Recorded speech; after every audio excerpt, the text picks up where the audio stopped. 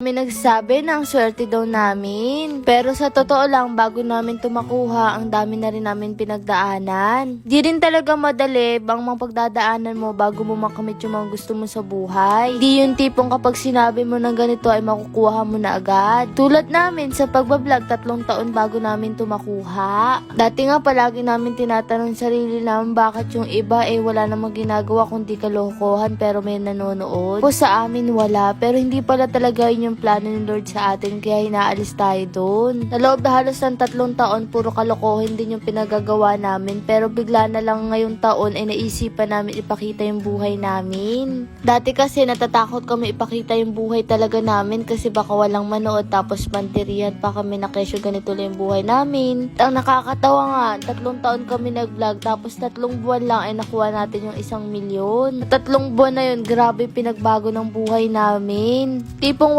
wala napunta sa kahit papano nakakaraos na. Bakit ba kinukwento ko sa inyo yung mga pinagdaanan namin na yun? Kasi gusto ko kayo magkaroon ng inspirasyon sa buhay. Gusto ko itatak nun sa isip nyo na kahit mahirap lang tayo nung nagsimula, hindi naman habang buhay ay mahirap lang din tayo. Hindi kasi yung pinanghawakan ko mga mare, naniniwala kasi ko na kahit mahirap tayo ay hindi tayo habang buhay na mahirap. Hanggat may pangarap tayo, iyon ay matutupad basta tayo ay magsusumikap. Sinasabi ng iba bakit paulit-ulit yung mga sinasabi ko, bes kasi gusto ko maulit-ulit nyo rin maintindihan na hindi tayo dapat sumuko sa lahat ng hamon sa buhay. Naalala ko nga mga mare, sa edad kong 13 ay natutunan ko na rin magtrabaho. Noon din si Pangit. Doon na nga si Pangit, palagi niyang kinakwento noon, bata pa lang siya elementary, talaga nagtitinda na siya ng kung ano-ano. Para lang may pambaon siya sa eskwelahan. Dahil nga bata pa lang kami, alam na namin na mahirap kami. Alam na namin na kakaiba yung buhay namin sa buhay ng ibang kaklase namin. Dahil sa murang edad ay natuto na tayo magtrabaho kasi nakikita namin yung hirap ng mga magulang namin. Yung tipong napakahaba ng listahan sa tindahan, tapos pag pauutangin ka, bago ka pautangin, marami ka pang maririnig na masakit na salita. Yung tipong araw-araw yung nanay namin ay pare-parehas nag-iisip kung saan na naman kami kukuha ng kakainin. Tipong naranasan namin na kumakalamon siya pagpapasok ng eskwelahan. Kung ang masaklap, wala ka pang baon, kaya ang gagawin mo, titiisin mo na lang kumakalamong siya, tapos pag uwi, wala ka pang madadatad ng pagkain. Siguro nga ngayon nasasabi na swerte kami, pero nung ko alam nyo lang yung mga pinagdaanan namin na sobrang hirap mula bata, talagang masasabi mo blessing yung nangyari sa amin. Talagang si Lord yung nagbigay kung ano man ang meron tayo ngayon. Kailangan lang talaga natin gawin bago natin matupad yung mga pangarap natin. Huwag natin sukuan yung hamon sa buhay. Palagi nating sasabihin sa sarili natin, walang overnight na tagumpay.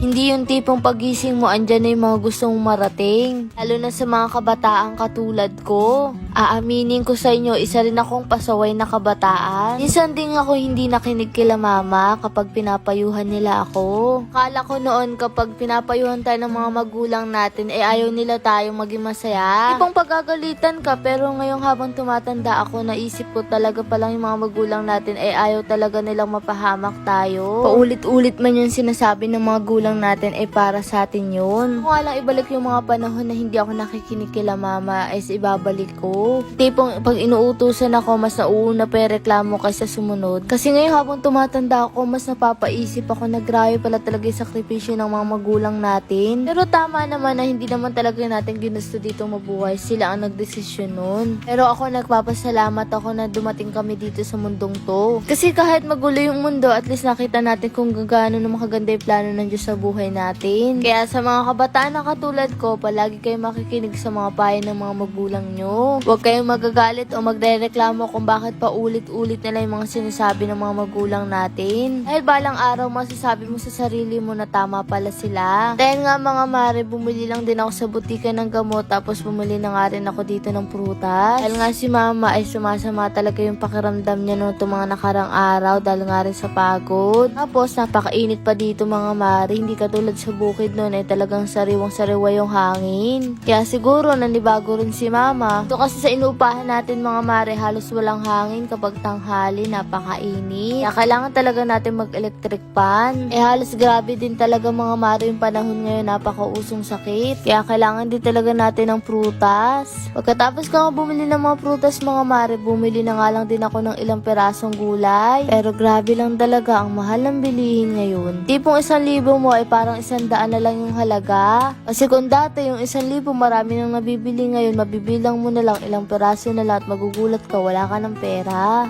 Ang bilis din talagang maubos ng pera. Sa mahal nga ng bilihin pero ang sahod ganun pa din. At ayun na nga mga mare, sumakay na rin kami ng Sayka at para makauwi na. Dahil nga tanghali na rin ito. Tingnan nyo naman mga mare yung dinadaanan natin. Halos dyan kami dumadaan dati lagi tapos ngayon nilalampasan na natin. Nga hindi na nga tayo doon nakatira at nakatira na tayo dito sa labasan at ayun na nga nakarating na ako. At nung kinahapunan nga mga mare, nakita ko si tatay may kinukot dito. Hindi na nga lang si tatay, hindi talaga siya sakit, hindi katulad ni mama at bumili na naman ako ng prutas para naman kay tita. Dahil nga nung gabi na to mga mare, pupunta kami sa lamay ni tito. Pang-5 araw niya na pala yun. Dahil nga si tita, syempre nasasaktan na nawala na si tito, talagang namumutla siya at hindi kumakain. Sabi ko nga sa kanya, kapag nagkabahay na tayo ay sumama siya sa atin kung gusto niya. Para kahit papano ay hindi siya mainip kasi nga syempre maiinip na siya ngayon. Ako ano man yung desisyon niya, kung gusto niya sumama sa atin ay pwedeng pwede at ayun naman talaga yung plano ko. Ito pala yung huling lamay ni tito.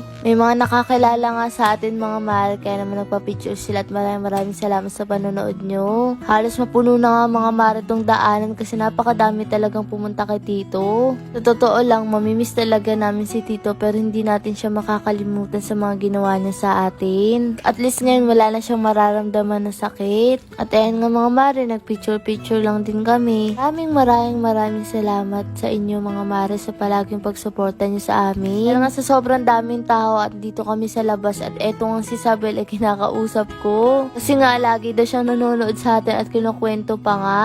At eto pa nga mga mare. Mga pamangkin ko nga nagayang kumain kaya naman kumain kami kasi halos di rin sila nakakakain. Dahil nga sa pag-aasikaso na rin sa mga pupunta. Saktong-sakto nga mga mare, hindi pa rin talaga kami naghahapunan yan nila pangit. Pero halos umaga na rin yan mga mare kasi nga 2:00 na niyang madaling araw. Buti na nga lang ay may bukas pang ganito kasi 24 hours sila. Lord, maraming salamat po sa blessing at naisishare din po namin sa mga namin sa buhay. At kayo na rin po ang bahala kay tito at alam po namin masaya na siya sa piling nyo.